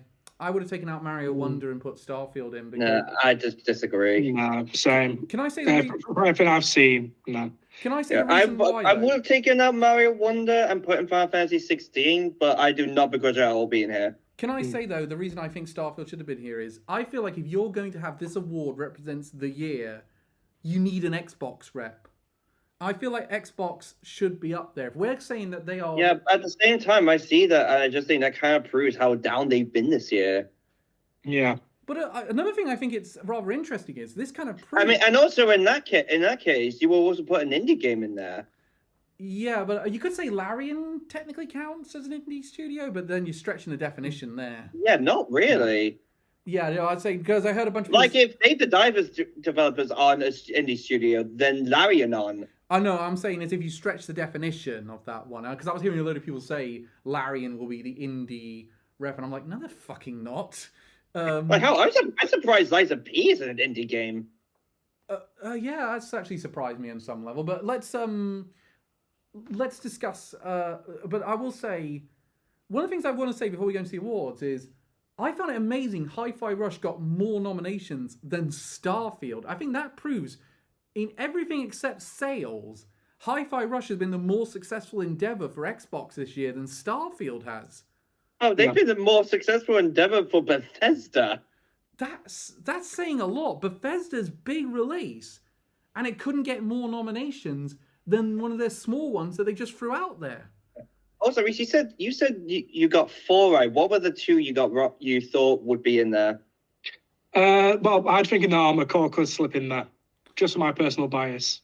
Right. Yeah. I will be okay. So let's look at this. So we'll go through each of these. Alan Wake 2. I played about. Can I just say, I'm so happy this is here. I'm so happy that what started off as a game that not that many people really even remembered, and now it's up for Game of the Year, and so many people praising it. That makes me, as a big Alan Wake fan, that makes me so fucking happy. Okay, actually, before we go into all the games, for record, I've played all 6. I've beaten 4 of them, and I've completed 1. Elliot, what's your record on this front? I beat 4 of them. You beat 4. I still haven't beaten Baldur's Gate or Mario. I'm doing Mario like very sparingly in my spare time. Have you? But you played all 6. I've played all of them, yeah. Reese, I've not played Alan Wake 2, but I've played the rest and beaten Spider-Man and Zelda. And you've won, and obviously all 3 of us have 100%ed Zelda because we all got the platinum trophy for it. You mean Spider-Man? Spider-Man, sorry. I was about to say, wait, you have? Yeah, well, I will say, my Tears of the Kingdom, I did get all the shrines. That's the 100% thing I definitely did, and I got the Master Sword and the Hylian Shield. I didn't do all the shrines. I think I got to like 60 before I was getting into burnout territory. I just saw I had less than 1 full hearts row of hearts, so I didn't do that many. Yeah, I 100% all the hearts as well. I didn't 100% the hearts. I 100% the stamina. But okay, so Alan Wake 2. Elliot's very happy it's nominated. I did 4 hours of it. Reese hasn't played it. Yep. Are you waiting for the physical version, Reese? I just haven't got to it yet. Just haven't got to it. All right. I do really suggest going to it when you get the chance. I will say, I played 4 hours of it. It's been excellent so far. Yeah. Like, I think it's better than the first game. And if you know how big of an Alan Wake fan I am, you know how much praise that is. Can I say, I think they've improved on the one thing they've improved on one of the things I was a little iffy on with the first Alan Wake, which is the combat. I didn't really like. I was a bit iffy on the combat in the first one. I thought it had its moments, but it also had its moments where I was like, Jesus, what the hell am I supposed to do? I think they just haven't had as much focus on it, the combat really, and like just had more of a focus on atmosphere and what they know. I love the Saga's Mind Palace though. That's a brilliant. Yeah, Saga's Mind Place is great. I love like traveling the dark place as Alan. It's all so good. I will say as well, the performances in are excellent. There's a game that builds atmosphere. Yeah, it's like just an incredibly ambitious game as well. Yeah, like for what it's trying to do. Yeah, it does feel like Remedy really looked at it and said, okay, if we are going to bring back Alan Wake, what are we going to do? Because we can't just do Alan Wake again. Yeah, like it's making me really want to keep up with like what Remedy does, because like with that in Control, it really shows like they are the experimental company when it comes to game. Well, this is with Control, with that in the mix now. This is their second nomination for Game of the Year because they did get nominated for Control. Yeah. Remedy, which they have confirmed that takes place in the same universe as Alan Wake. I mean, they all take place in the same universe. I'm pretty sure, like, Max Payne, Alan Wake, Control, Quantum Break, if anyone remembers that, are all taking place in the same universe. That is a weird combination of games to all take place in the same continuity. Well, I have a question though. If the game's so great, why isn't Ren streaming it? I mean, what's even more, I find even more funny is Alex Casey in the game is using Sam Lake's face, which is the same face as Max Payne, which I just find hilarious. So, I will say though, I will make Ren. I probably will make Ren play this at some point. I have said to him, it's not as much emphasis on the combat. I feel like he will enjoy it. Yeah, I will say though, the combat when it's in that moments, those moments feel very tense. Yeah, because it's like, oh my god, have I got? I ran out of bullets quite a few times in one of my playthroughs. I've never run out. I did run out of bullets with like a couple of guns. My main worry was I ran out of batteries because you burn through them so quickly, especially in the dark place. Can I say something I don't like about it? It's a bit finicky in terms of like shortcutting all those items, like shortcutting guns or healing item or that thing. I actually ended up accidentally using a flare by doing that. I never felt that. I never felt like I really had any problems with the with shortcutting, honestly. So because I think it just does the same thing as a lot of other games do. Okay, let's move on to the next game. Baldur's Gate 3. This was inevitable. It was inevitable, which is kind of made ironic considering out of the 6, it's the one I like the least. Well, how much have you put into it? About 10 hours. About whack then. About 10 hours, I'd say. I've only done like I think maybe 3 so far. And I will say, as I like a lot of the storyline. I like some of the characters. I just feel like everything's a little more complicated than I'd like. I know it's D&D logic, and I'm not as familiar with D&D stuff, so that isn't helping. But I feel like it's kind of a bit difficult to manage those menus, for example, and getting equipment sorted. It also feels like your characters get wiped out way too easily. It's like I feel like I have to set up a camp every 5 minutes almost after every fight. It's like, and I'm on the easiest difficulty. Yeah, that kind of I say it's definitely more going through like a pre-con campaign than a homebrew one, because pre-cons do like have a lot more battles in them than like homebrew ones might. So, for example, I had to restart a fight because one of my missions was to unlock a chest, and this person had a key for it. I tried to do a shoving thing to get them to move back so they wouldn't have as much of an attack on me. I ended up pushing him into a bottomless pit. So I couldn't get the key off them. But I will say, put it this way, Baldur's Gate 3 is... The best way to describe it is, it's like a movie... Would you say you understand why the appeal was just not for you? Yes, that's it. It's one of those, I completely respect it and I completely get why people love it. It's just not for me. And I was actually having a conversation. I was in a conversation with I'm certainly won't mind me name dropping him for this. Steve from Good Vibes Gaming. I had a conversation with him the other day about the nominations, because we were predicting it, and he said playing the Baldur's Gate 3 on PS5, he thought the controls sucked in it. It's definitely like they definitely had to like make it a lot more limiting and complicated. You can tell it's meant for PC. This is really meant for PC. I had way more fun using the controls when I was on PC than when I was on PlayStation 5. But I will say they're not terrible. I don't think they're terrible, but they don't feel like they've been completely optimized for that control. I say it works for what it is, for what it does. Like I feel like for it's perfect for the kind of game it's trying to do, but it's definitely not best on console. Reese, we haven't heard much about your opinions on Baldur's Gate 3 on this one. Yeah, it's definitely the best experience you've got on PC, but I think that's going to alienate a lot of console players. Yeah, who've tried and thought, I'm not vibing with the controls as much. I also think that it's a long experience. It's a really long experience. You've got to put a lot of time and effort into it. Yeah. I will say, imagine if this... Yeah, but you praise Breath of the Wild. You need to put a lot of time into that game. Yeah, yes, I will say. But if you're having fun with this one, the fact you can put that much time and effort into it is amazing. Um, shall we? I feel like, as well. I do really like I like the concept of Baldur's Gate 3, and I get why people like it. It's just not. It doesn't click with me. I've tried it. I've tried it so, and you got to admit, if it's 10 hours in, and you're not clicking with it. It's sort of me with Xenoblade 3. Like I played I think I got 15 hours into it, and it just wasn't it for me.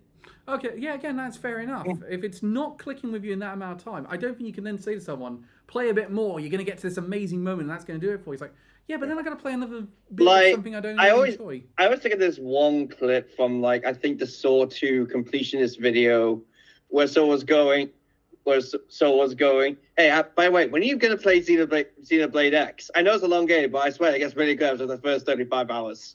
But it's another thing for me. It's like with Death Stranding. It's a case of that one. Everyone keeps saying to me, if you get to this point, it's amazing. I'm like, yeah, but it's not that great getting to that point.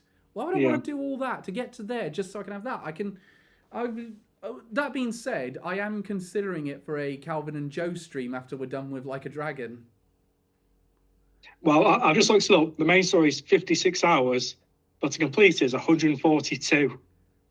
Okay, can you compare that with Tears of the Kingdom for me, please? Because I think I bet you Tears of the Kingdom is quicker on every front. I think it's going to be 30 hours quicker, though. I don't think it's going to be...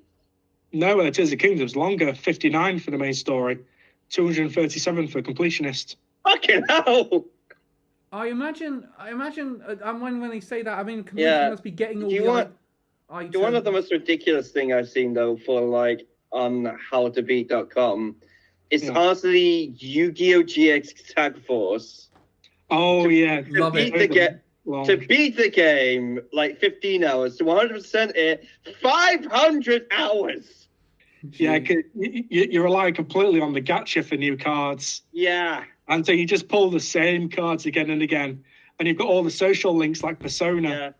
Yeah. That was me when I was playing Legacy of the Duelist, trying to get all the cards for every character. I played over 100 hours.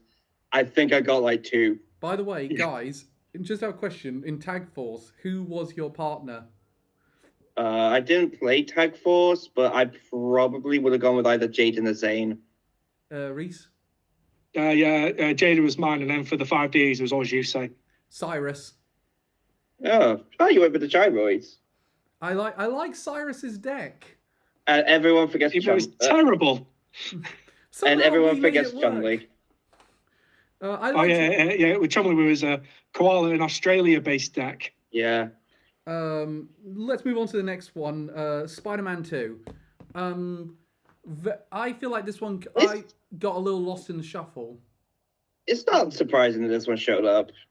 It is. Not at all. I mean, I'm glad it's here because it's a really great game. I had a ton of fun platinuming this one. Yeah, I'm a bit. I feel like, again, I'm a little bit more negative than other people are with the game, but it's more in the case of a lot of people think it's better than the first game. I think it's more on par with the first. Reese, I'm interested in your opinion because you've platinumed these as well. Well, all of us have platinumed the first one. Do you think it's on par with the first one, or does it succeed, or is it worse than the first one? I will say it's a little bit better, just for the side content. I'll say a little bit better, but I think the side content is because the side content. But I think the side content does have the same repetitive issue that the other ones had. I think I prefer side content in the first game, just because I felt like there was a bit more challenge to them. This game felt too easy. Can I say another one? I think is better about it. The stealth missions are better. Yeah, Mary Jane's missions are way better. Yeah, definitely. The Hunter's Den missions are also better than some the Kingpin ones. I think. Yeah, there are also a couple of sections. I think the main section that I go to with Mary Jane is when she's run away from Spider Venom. And it kind of makes me think, now I want a game that's just that. I want a horror game where, you're playing as Mary Jane, Miles is dead, the symbiote has taken over Peter, and now she's just trying to run away from him while he's hunting her. I will say, actually, that would be great DLC, actually. But yeah! Can I Like, I don't know, like an alternate history a kind of what thing. if scenario? Because Marvel Yeah. loves doing those what ifs. But, Yeah. Yeah. Can I? Because they were doing this in the 60s. But I what- think also one thing I'm negative on with it, I said in my review, I miss the power-ups you get with each suit. Yeah, Like- I think that as well. I agree. It means the suits Yeah. are just cosmetic. It makes it less fun to like unlock them, because every time I was just like, "Ooh, I get a new power to try out." Now I was just, "Oh boy, I have different color." Especially Yeah. considering that the suits this time are all look really good. Like, especially the ones you get for finishing each character's big side missions. Like the ones you get for doing the university, the Puerto Rican one you get for doing the university challenges for Miles Morales. I was having him wear that so many times because it looks so Yeah. good. Or like, obviously the best one, objectively the best ones are the Spider-Verse ones. The Spider-Verse ones are amazing. They are so good.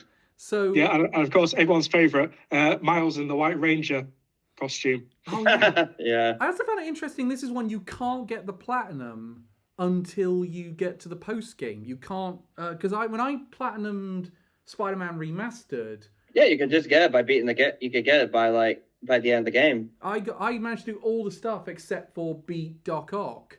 So I said I'm gonna make beating Doc Ock the thing that gets me the platinum. Yeah, same. Yeah. I know I like doing it. I know I like it doing it that way. So I mean, that being said, the storyline is great in Spider-Man 2. Storyline is really good. Yeah. Yeah. I wondered how are they going to introduce Venom into this, and they do a phenomenal job bringing Venom in. Because I was like, Yeah. how do you combine the symbiote suit saga with Kraven's Last Hunt? And they do a brilliant job mashing them together. Yeah. Yeah. And now we've got the announcement that now Miles is the main Spider-Man in the series. Now, Which pissed Which, off all the people you think it would. I'll be honest. I'm a bit annoyed by that. Not for the reasons you would think. The reason why I'm annoyed by it is because it felt like it spent the last two games building up Norman Osborn versus Peter, and now when we do get a third game, because we're pretty much sure it's guaranteed. Yeah. That when we do get a third game, we're probably not going to get that, despite the fact they've been building it up for that long. yeah, that's another. There's another storyline they tease at the end of Spider-Man 2, which is very Yeah. Peter-centric. And I kind of So think, how do you? I would say if you're going to make Miles to Spider-Man, I'm fine with that. But wait till after the third game. I would say actually do it in. If you're going to do it in, I'm cautiously optimistic about how they're going to do that. But the game does build up the idea that Miles is going to be the main Spider-Man going forward, because it is this: is he ready for it? Does he have his own self-belief that he can do it? So Yeah, which I don't know. I feel like we needed a bit longer.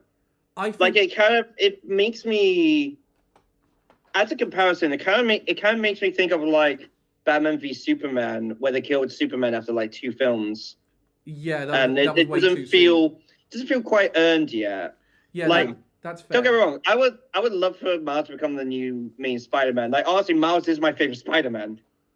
That being said, I mean, we've seen what great Miles-led Spider-Man content can be with the Spider-Verse films. Those are Yeah, exactly. amazing. Like, I'm so glad now the SAG-AFTRA strike is over and they got what they wanted, because now they've just announced they're going back into the studio to record the lines for what's Beyond. Beyond the Spider-Verse is what they're calling it, which is Yeah. Although that I would say, even though I loved Across the Spider-Verse, can writers please stop doing to be continued endings, because there's no guarantee you're getting From what I've heard, Beyond Spider-Verse is going to be the last one.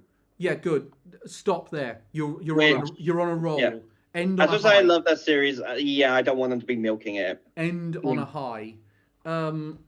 I would love a spin-off series with that Peter Porker. So Resident Evil 4. I feel like everyone kind of forgot about this one, despite the fact it was amazing when it came out. I didn't. I loved it. It was so good. I've done how many playthroughs have you guys done? I think I've done 3 or 4 playthroughs already. I've done 3, and I'm waiting I lent it to my brother. I'm waiting for him to give it back to me to do a 4th, because I'm going for the platinum. I'm looking forward to the VR mode that's coming. That looks amazing. Yeah, the trouble with my next playthrough though is I have to do it on the hardest difficulty, from New Game. And after using the Infinite Rocket Launcher exclusively for 2 playthroughs, I'm just like, "Meh." Here's one other one I found, mate. It's Steam Deck verified. Woo! So that means if I buy that Steam Deck OLED, I can play it on the go. And I mean, that game on the go must be amazing. Yeah, on 3 hours worth of battery. Yeah, I was going to say, it's not going to last long on that one.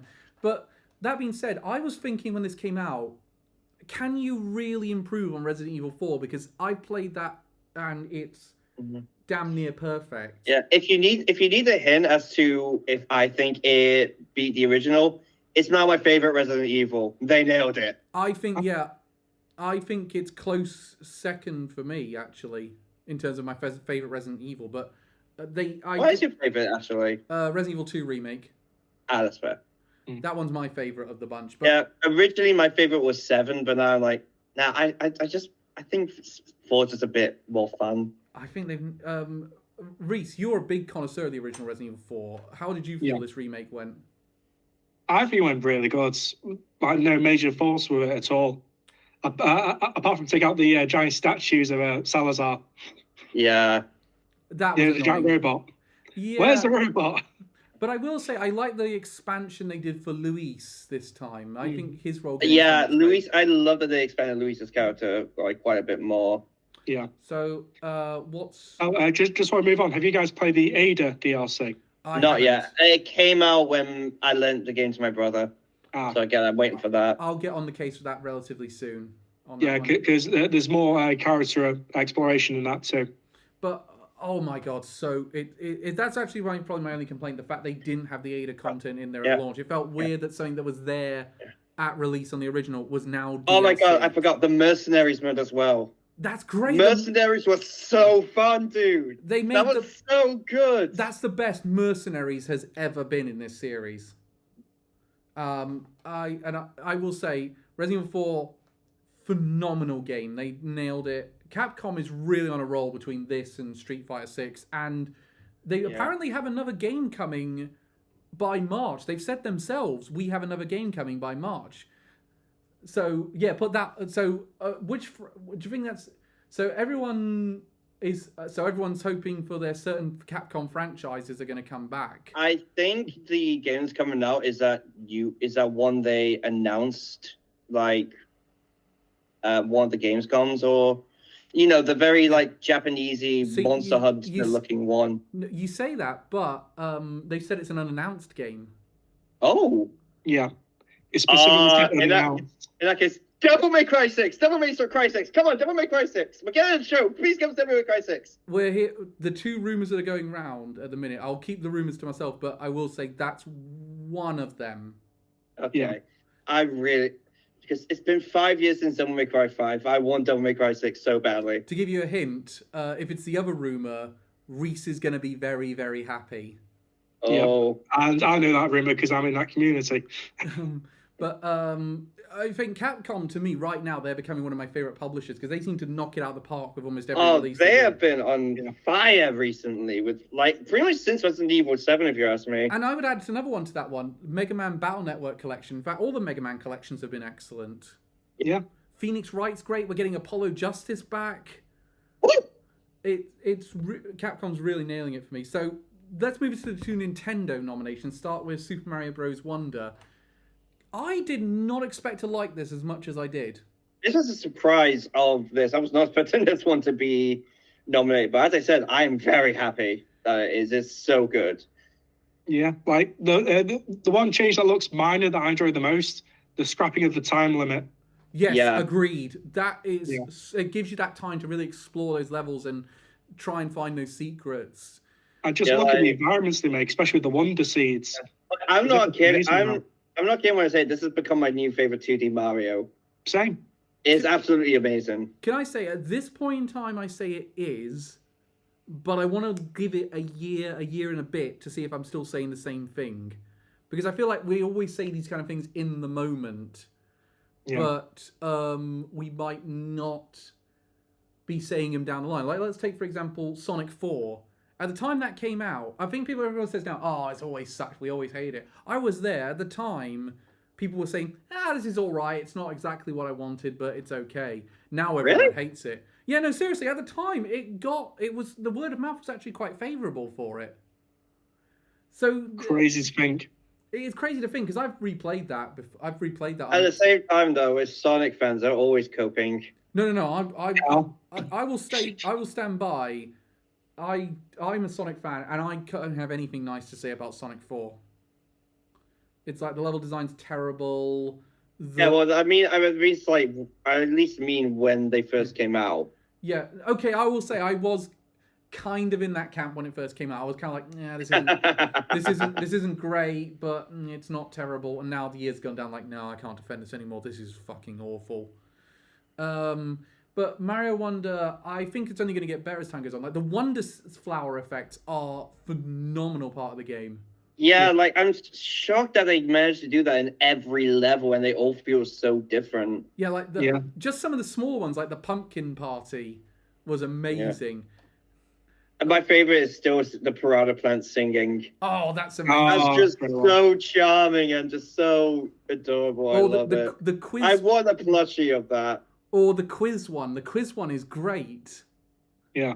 I will say when we were playing the multiplayer, it was great when we was like because we saw the flower was like get it, and then we were like, oh, what's it gonna be this time?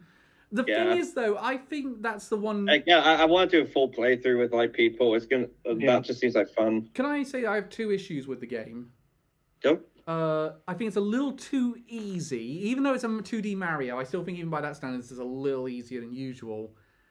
I don't think it has as much replay value as something like as other 2D platforms because I think the Wonder Flowers are only going to do it the first time you get there. It's going to have diminishing returns.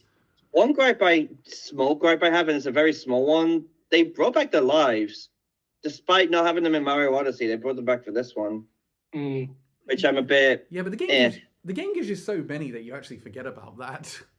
Yeah, but it still makes you think. Then why do you still have them?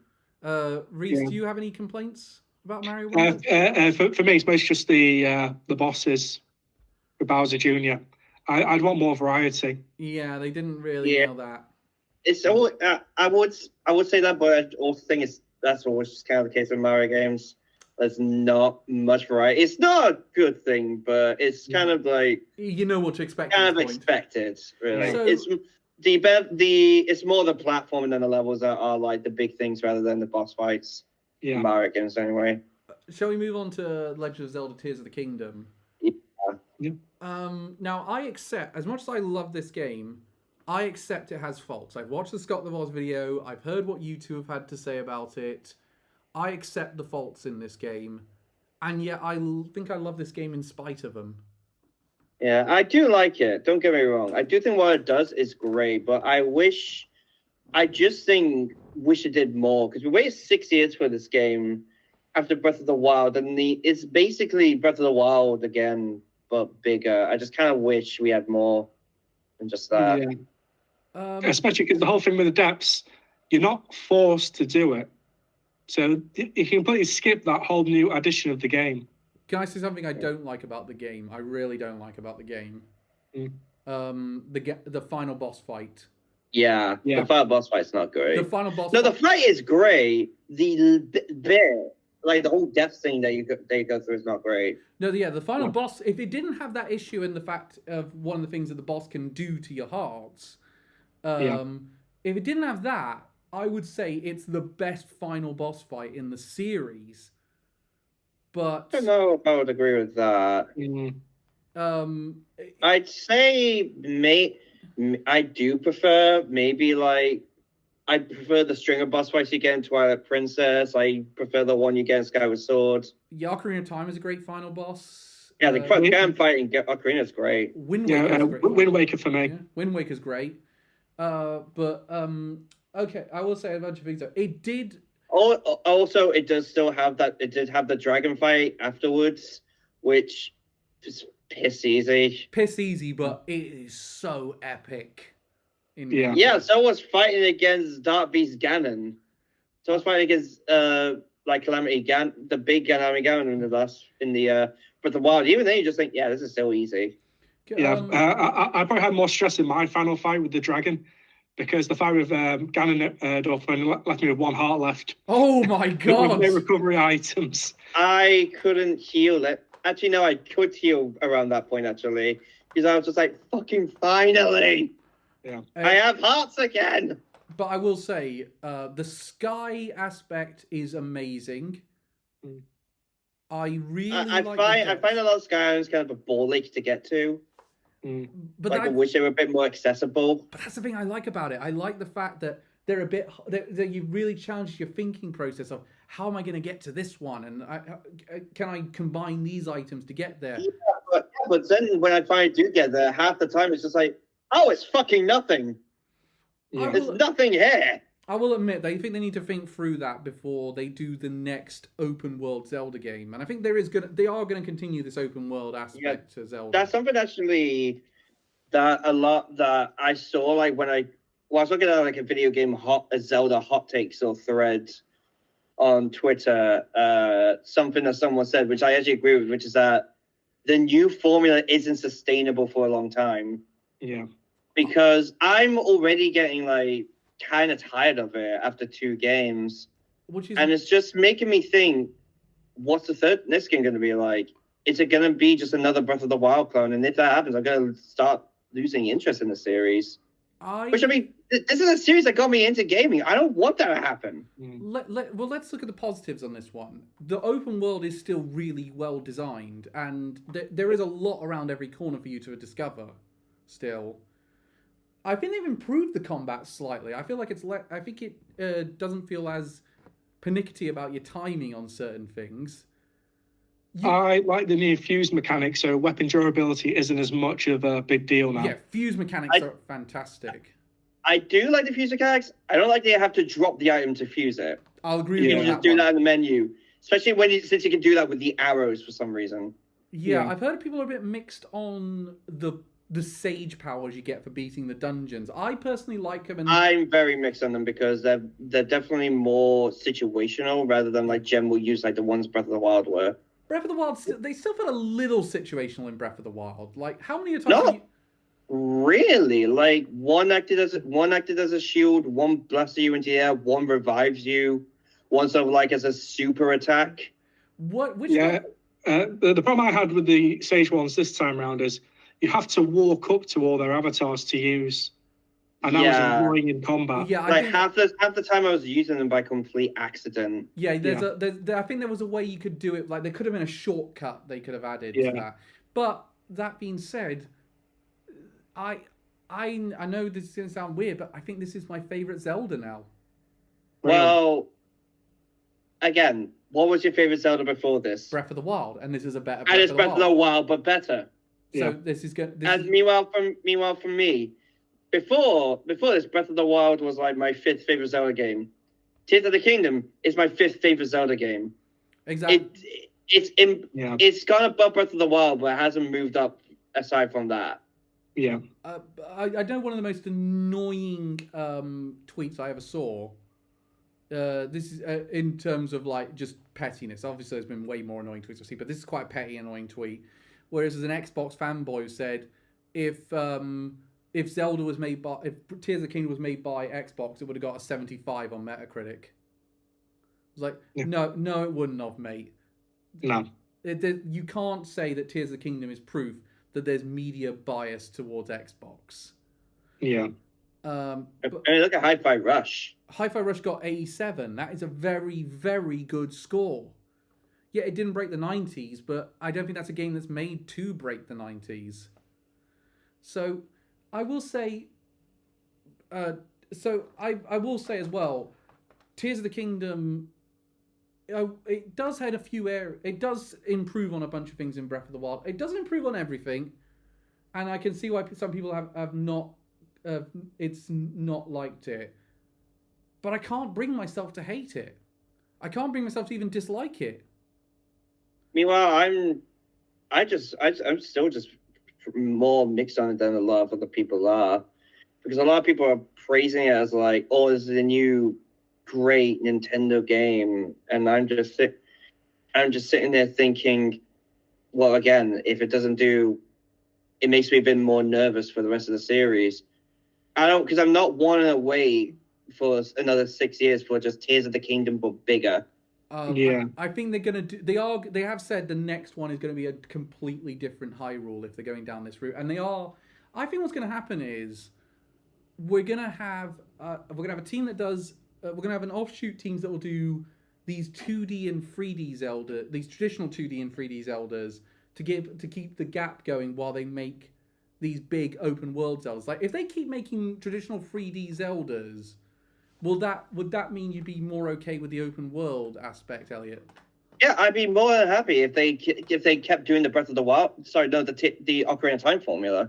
So because that's what drew me into Zelda. And also, people were saying, "Oh, Nintendo, they've used that as much as they can now. They've done so many games with that. They've done 5. Yeah, they've done 5 games with the Ocarina of Time formula. They can do more." Yeah, I feel like there's more to work with. I mean, yeah.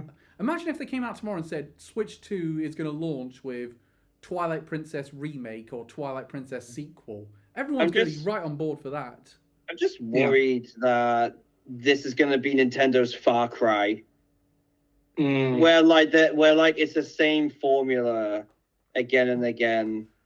I would be very interested to see. I think it's more going to depend on what the next open world Zelda is like.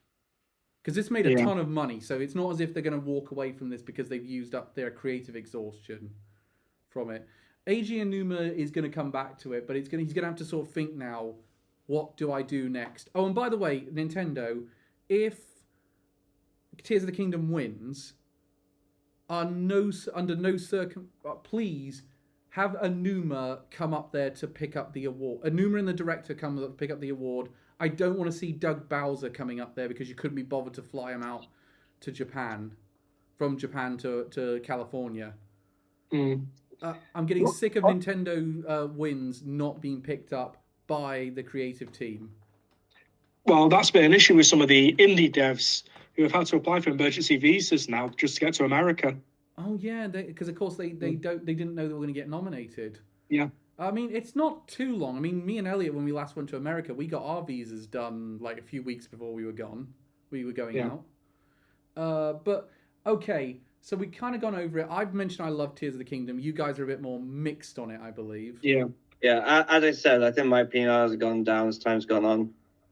Yeah, technically it's a great game, but like Elliot, my opinion is middling on it now.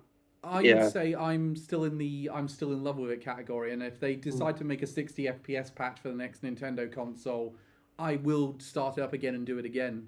I'll probably give it I think right now my score for is probably like an 8.8 or something like that. I'm sticking with 9.6. So, okay, we're not going to say how we're going to vote in this, but we are going to say what we predict is going to win on the night. So, Baldur's Gate. You think it's Baldur's Gate, Reese? I think it'll be Spider-Man 2. Wow. Really? I don't know why. I've got a feeling. I would say it has a chance if it wasn't really glitchy when it first came out. If it didn't have the performance issues when it first came out, I feel like that might have drawn people away from the game. I'm going to say, I'm going to rule out Mario Wonder, Resident Evil 4, and Spider-Man 2. I don't think any of them are winning. I think it's a 2-horse race between Baldur's Gate 3 or Tears of the Kingdom. I'd say 2-horse race between Baldur's Gate and Alan Wake. I'd say Alan Wake has the next. Alan Wake has been it's blowing up at the minute. I've seen so many people say it's their favorite game of the year. I think it's or is that just because it's released the most recent? Yeah, you got to remember the. No, I don't think so. I've seen so many people state how much they have loved it and whatnot. I will agree with Elliot. I think Alan Wake has a chance, but I think it's still at the minute going to be a 2-horse. I think Baldur's Gate 3 is going to be the one that takes it on the night. Yeah, I think that is very likely at this point. I wouldn't say it's inevitable, but it's very likely. I think it's very likely. I would say it's not inevitable at this point. I think I'm going to be very interested when we get to that award. Also, the orchestra is going to sound amazing this year with these soundtracks to recreate. Yeah. Yeah. Also, Game Awards for the love of God, bring Poets of the Fall to play their Alan Wake songs this time. I don't want fucking Green Day showing up again. Can I say I agree with you on this one? I think they might do it because remember they got Hoosier to do the God of War song last year. Yeah. So if I had to pick as well, Herald of Darkness, that song has to show up. Obviously, it will have to be short because that's a 13-minute song, but still. Can I say? Okay, so we're gonna go into what we'd like. We're gonna go into what we'd really like to show up at the Game Awards in terms of trailers, like what updates we're really hoping for. And one I'm hoping comes up. One thing I'm hoping happens on the night. It's not game related. I'm hoping they get Dragon Force in to do Power of the Triforce. Again, they only really do like one performance. Personally, for me, I really want it to be a Poets of the Fall. I think that's more appropriate considering Alan Wake's up for it and it's a game song. So I think that one's happening. So update I'd really like now is Hollow Knight Silk Song. I think for me, it's still Hades 2. Hades 2? For me, it's two. I have two in particular. I really want Phantom Blade Zero to show up. That'd be excellent. Because again, that game really intrigued me. I want to see more of it. The other one is pretty obvious. Elden Ring DLC. Elden Ring DLC is a potential, I'd say, on the night. I wouldn't rule it out. Can I say another one I would like? Final Fantasy IX Remake. Yeah. I don't know if they'd be doing that with Final Fantasy VII Remake so close. Yeah, but I said that about Final Fantasy VII Rebirth they showed that like a month before Final Fantasy 16 came out. So I'm interested. I mean, I think you're right. I don't think it does show up on the night. I think they're going to do more campaigning for Rebirth, but that's the one I would really like to see because I'm really excited about what Final Fantasy IX Remake is going to look like. Maybe more on a Resi 4 VR. Oh, that would be nice. I get a release date for that. There's a bunch of good stuff that could come up. I mean, I think we all know what the last thing on the night's going to be. GTA 6. GTA 6 is the last announcement on the night. Rockstar is practically I don't know why Jeff hasn't just said, "Yeah, we've got GTA 6," because Rockstar's confirmed it. There's not going to be a surprise here. And that's gonna, and I feel really sorry because it doesn't matter if Baldur's Gate, Spider-Man, Zelda, Alan Wake wins it. No one's gonna be talking about that. It's just gonna be, oh my god, GTA 6. Yeah. It's been 78 years. Incidentally, we will do.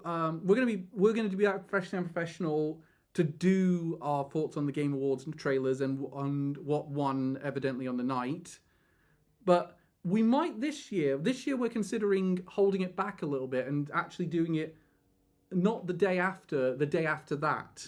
Because we all like to get a decent night's sleep and not have to worry about waking up for doing the podcast. Yeah, especially with the American time difference. Yeah, seriously. It's just like, oh, can I please? I'm like, oh no, in a few hours. I wake up and like, oh, in a few hours I got to get up. I will say with the Game of the Year nominees, I think this is the first year we've had where I haven't been upset by any of the nominees. Yeah, I agree, actually. Yeah. I don't think any of the nominees really feel like they don't deserve to be here. Would your opinion have changed if Starfield had taken one of those positions? Oh, yeah. Yeah. Okay, I'm definitely going to be in the minority on that one. Yep. This is me. I'm really trying to stick up for the Xbox here, and it's not working. It's not. It's just goes to show how not that great of a year Xbox have had. I'd say they've had a pretty decent year. I mean, they've had peaks and troughs. Like, they've had Hi-Fi Rush, which was really great. They've had Redfall. That was terrible, I'll grant you. They had Minecraft Legends, which is... it's all right. Yeah. And then they've Starfield. I really rated it. And that was mixed, though. I heard some people say they did not like that. Forza Motorsport, that was pretty good. Again, just cars, though. So vroom vroom. But again, next year, I think Xbox might have a nominee next year because they have got a very good lineup next year. Avowed looks great. R2. Avowed 2 looks great. Avowed looks great. Hellblade 2 looks fantastic. Yeah. Actually, that would be great if we got a release date for Hellblade 2. That would be amazing. Yeah. But I mean, let's look to the Game Awards. I'm looking forward to it. Despite the fact I'm not looking forward to the act of staying up till 4 a.m. to watch all those trailers. Yeah. Just guzzle down coffee or something, you'll be fine. So if at the very earliest we'll be back around December 8th or 9th with the next Unprofessional when we talk about the Game Awards and what we thought about it. We're back Friday with Anime Amigos. But I was about to get to that. Friday we're back with Anime Amigos with our hot... Our most arranging episode, probably. Yeah.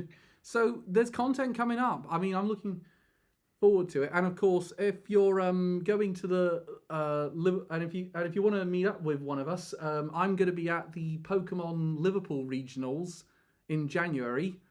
Yep. Yeah, you probably should have mentioned we're at Birmingham Comic Con. Oh yeah, we're at two of us at least are at Birmingham MCM. 3 of us, I should say. We're still touch and go at the minute on the 4th one. Yep. But I will say I'm really looking forward to doing some more content with you guys. But that's it for now. Goodbye, everyone. I'm not. Goodbye.